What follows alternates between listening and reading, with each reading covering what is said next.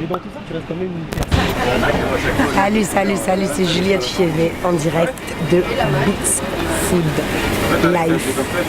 Devant la brigade, c'est pas la journée du régime.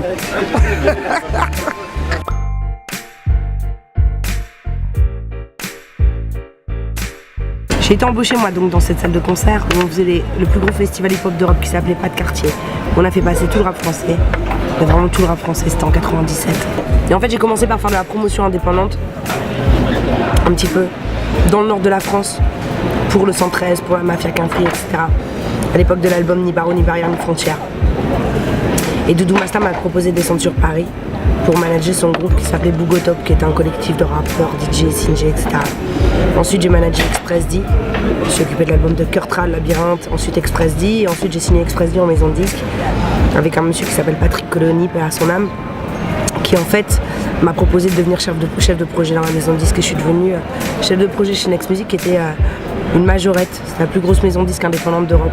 Et moi je m'occupais donc du rap, du dancehall, c'était la grande époque du dancehall, donc en fait on est distribué VP Records, Greensleeve et Jetstar, qui étaient les plus gros labels de reggae au monde, dans lesquels il y avait à l'époque Bounty Killer, Capleton, Sizzla, Morgan Heritage, etc. Donc moi j'étais le distributeur de ces artistes-là pour la France, voire les pays francophones du monde. Et je suis devenue après DA et label manager dans cette maison de disques. À 26 ans je suis partie, j'ai monté ma boîte qui s'appelait Influence Musique. On faisait de la prod, de l'édition, du management. Donc j'étais le manager de Nelly Furtado pour les pays francophones dans le monde, de Brick and Lace, de Sean Paul, de Shaggy. Puis après j'ai arrêté, s'occuper d'artistes, je crois que j'avais fait le tour. Claudie récupère Tropic FM, Claudie c'était un grand frère de 10 ans déjà, et il me propose de faire mon émission. Et très vite Claudie m'a proposé de le rejoindre comme chroniqueuse sur RFI. L'émission de Claudie Couleur Tropicale, c'est une émission qui est légendaire parce qu'elle existe depuis 23 ans, c'est une quotidienne. Claudie utilise la musique comme prétexte pour parler d'actualité politique, géopolitique, sensibiliser les gens. Donc moi je suis de cette école-là en médias. Ensuite j'ai été sur François en parallèle. Et à un moment donné j'en ai eu marre, donc toujours RFI, j'y suis toujours. Ça fait plus de 10 ans maintenant, je suis devenue le joker de Claudie, donc je suis plus seulement chroniqueuse, je le remplace aussi quand il part présenter The Voice en Afrique, etc. C'est moi qui écris les émissions et je les présente toute seule comme une grande, donc ça c'est vraiment chouette. Donc j'ai pris le parti moi d'arrêter et finalement de présenter des cérémonies genre les hip-hop live, tu vois, faire des trucs ponctuels, donc je travaille avec Trace, je présentais leur Trace Music Star, les cérémonies, souvent les grosses cérémonies c'est moi qui les présente, pareil pour François, les hip-hop live je les ai co-présentés avec Fred Misa, Fred de Sky. J'ai été rédac chef et co-présentatrice du Highland Africa Talent qui était un peu l'équivalent de la Star Academy sur le continent, pour A+, donc Canal+ Afrique. Je travaille beaucoup avec Edan aussi qui est une chaîne panafricaine, donc là on a couvert là récemment le Marrakech du Rire et plus précisément le Gala Africain de Maman avec tous les artistes, les humoristes du continent.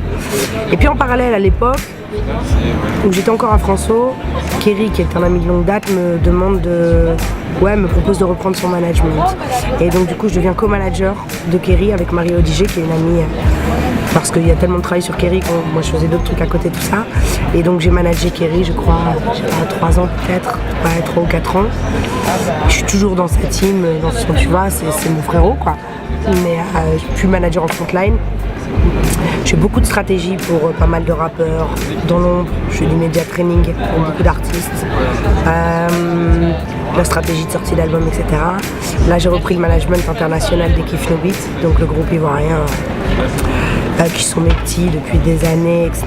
Donc voilà, je cumule les trucs, j'ai lancé mon émission Le Grand Paris il y a, je sais pas, 3 ou 4 mois maintenant, voilà, qui était un one shot en fait, qui était un gros projet très lourd à porter.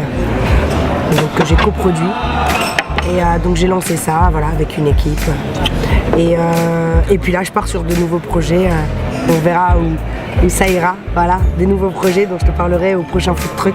C'est assez drôle parce qu'en fait t'as des gens qui me connaissent sur RFI, t'en as qui me connaissent en télé, t'en as qui me connaissent en tant que manager, c'est assez drôle, chacun a sa perception sans pour autant toujours avoir une vision globale de mes activités, donc voilà, comme ça tu sais mon pote. Moi j'ai fait onglet de bœuf. T'as pas mis de onglet de bœuf? Ouais. C'est quoi miel? Bah roquefort et miel. Roquefort miel mélangé. C'est sucré salé. Pour moi, Margaret Canard. Margaret Canard. Rosé. Ah, rosé. Ouais. Écoutez, ah bon, on est au fond. Yes. J'ai goûté ton poulet, mais je te laisserai du bœuf. Je peux pas m'empêcher. Ça défonce. C'est doux, It's food and life. Faut suivre l'interview, elle va être vénère en mangeant. Bon appétit tout le monde. Yeah, yeah. Non, en fait, je cuisine très peu pour moi. En fait, je cuisine pour les autres. J'aime cuisiner pour les gens que j'aime. Pour moi, cuisiner pour les gens, c'est un acte d'amour, tu vois. Après, encore une fois, je bouge beaucoup. Donc, j'ai pas beaucoup le temps de faire la bouffe. Mais je fais des dîners chez moi où justement j'aime bien mélanger les genres, les gens qui viennent d'univers complètement différents, qui sont absolument les mêmes mais qui ne se seraient jamais parlé parce qu'a priori ils ne sont pas les mêmes. Ils viennent pas des mêmes univers, ils sont pas la même religion, ils sont pas la même couleur, ils sont pas du même rang social et pour autant sont les mêmes en fait. Ils sont compatibles, dirons-nous. Et du coup, ma cuisine elle est un peu à l'image de ça. Je vais mélanger des trucs très ch'tis, français, plats en sauce avec des cubes magie, du piment, je vais prendre ça, je vais prendre des trucs que j'ai trouvés en Guyane, des trucs que j'ai trouvés en Asie, des trucs que j'ai trouvés à Lille, dans le Nord-Pas-de-Calais, et je te fais un mélange de tout ça en fait. Et comment expliques-tu maintenant qu'on voit plus de chefs cuisiniers de femmes? Concrètement, c'est un milieu hyper misogyne, mais ça on n'y touche pas, c'est l'élite.